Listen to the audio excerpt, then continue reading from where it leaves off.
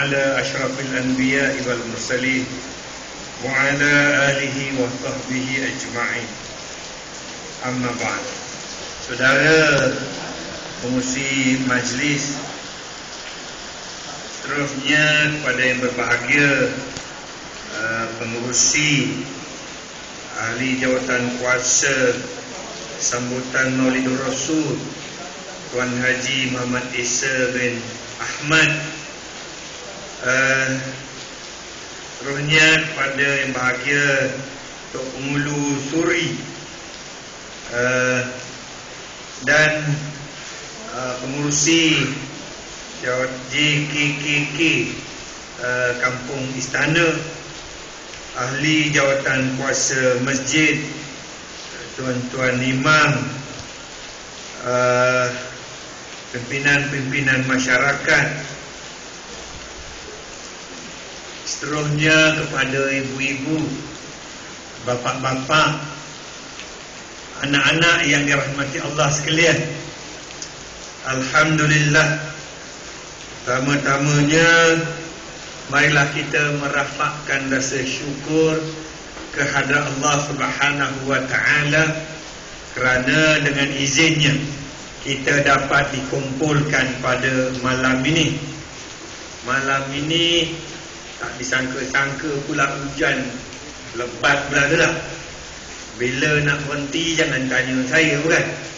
Cuma kita minta kepada Allah Subhanahu wa taala, moga-moga hujan rahmat ini akan berhenti tidak lama lagi, bukan? Hujan ni tuan-tuan ada juga, bukan ada juga, banyak rahmatnya. Kurang-kurangnya tidur malam sejuk, bukan? Kita kadang-kadang payah, panas, payah, hujan, susah, bukan?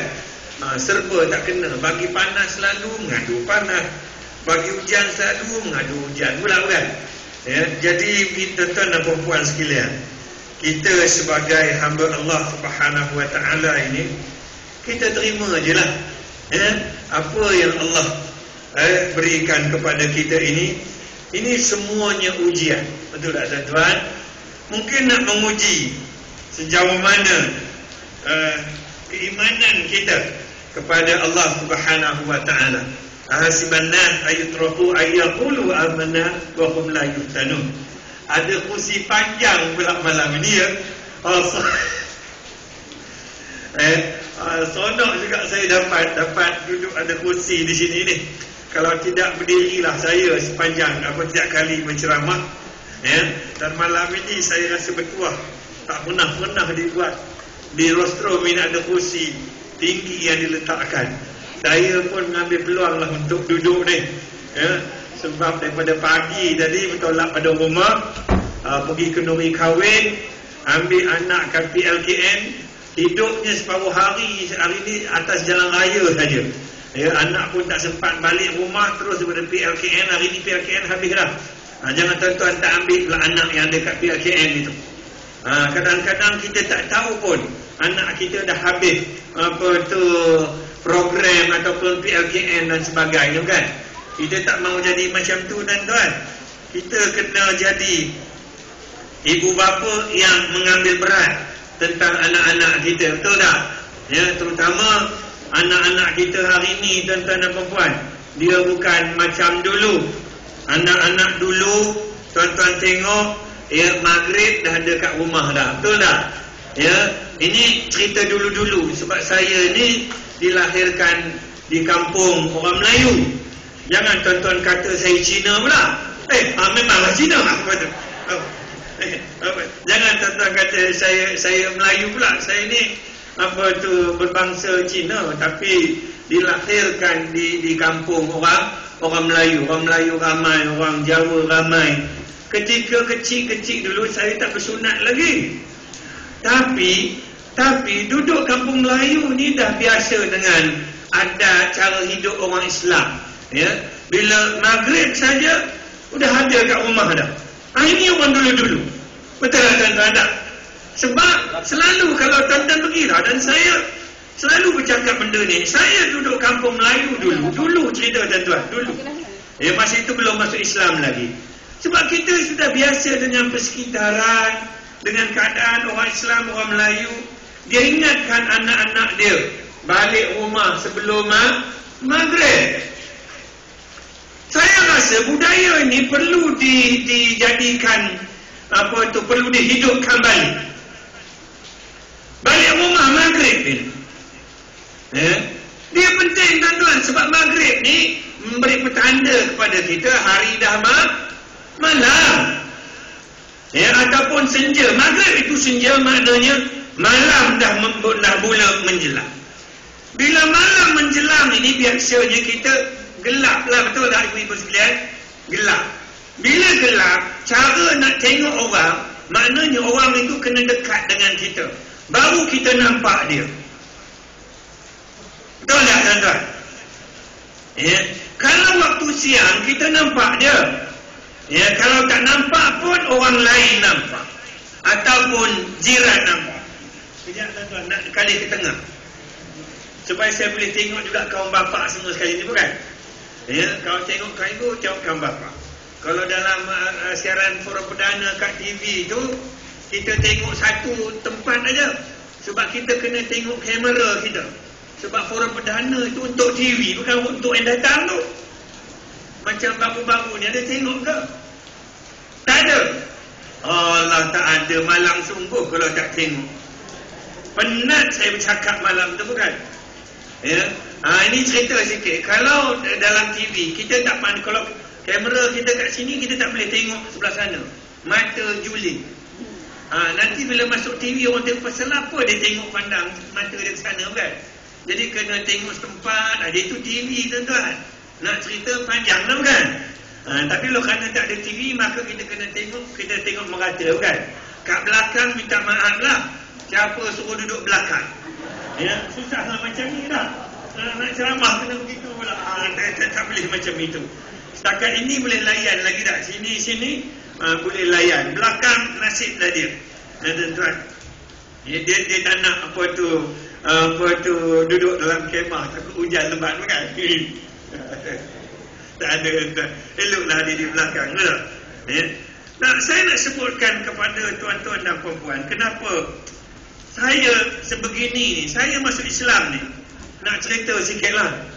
Sebab tadi ada seorang pemuda tadi bagi saya surat. Dia kata jangan lupa cerita sedikit pasal pengalaman saya. Dia kata dulu kan, pengalaman dulu-dulu sebagai seorang Islam. Saya kata dulu-dulu mana saya Islam lagi.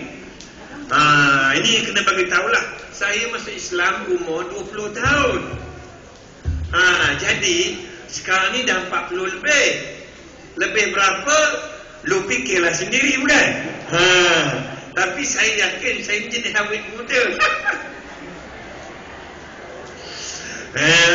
Tak.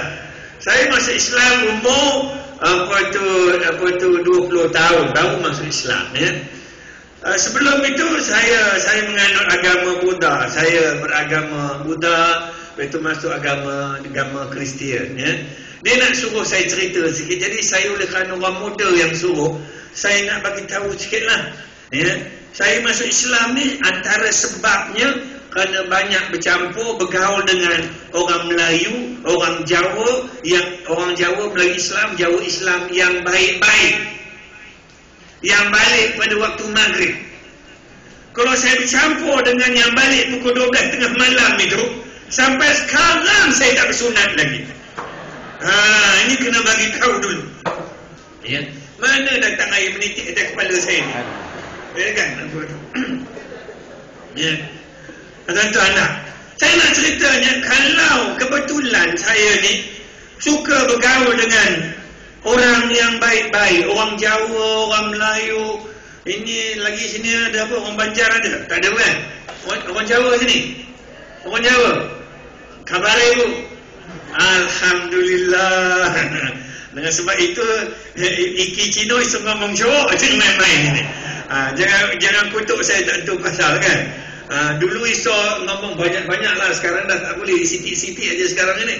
Dah banyak lupa dah. Saya duduk ketika itu, saya remaja lagi, tuan-tuan. Saya nak sebutkan bagaimana persekitaran kita ini mempengaruhi hidup kita. Kalau keadaan sekeliling kita baik, baiklah kita. Ya. Kalau keadaan sekitar kita orangnya suka balik pukul 12 malam, kadang-kadang tak balik langsung, kita pun akan jadi begitu. Saya ni kebetulan orang kampung dulu-dulu, tuan-tuan dah. Masa itu dulu mana ada komputer, mana ada apa, api pun tak ada. Rasanya itu sebab dia balik kot. Sebab tengah jalan apa tu gelap, kita pakai, kalau keluar pun pakai suluh, tu batang apa, pelepah kelapa. Ya, kita buat suluh itu. Sekarang ini kokok sebab tak balik, sebab lampu elektrik banyak sangat, bukan? Ya, dulu saya nak sebut tuan-tuan, anak dulu-dulu dia pesankan kepada kita, kalau keluar balik sebelum senja ataupun sebelum malam, petandanya adalah waktu maghrib. Ya, sebab itu malam ini kita tidak sebut 24 Rabiul Akhir. Malam ini adalah malam 20 berapa malam ni? 25, 24 maghrib tadi habis dah. Ini kena belajar bulan pula. Bagaimana nak mengira bulan Islam, tuan-tuan? Bulan Islam dia jatuh pada waktu maghrib. Sebab itu kita sembahyang tarawih. Tuan-tuan tengok, nampak je anak bulan. Nampak ke tak nampak ke? Bila penyimpan mohon besar raja-raja mengisytiharkan puasanya besok, betul tak tuan-tuan? Malam ini kita tarawih dah. Sama juga pengumuman raya, tak kira lah apa pun. Kita mula sambut raya pada maghrib tu. Betul tak tuan-tuan?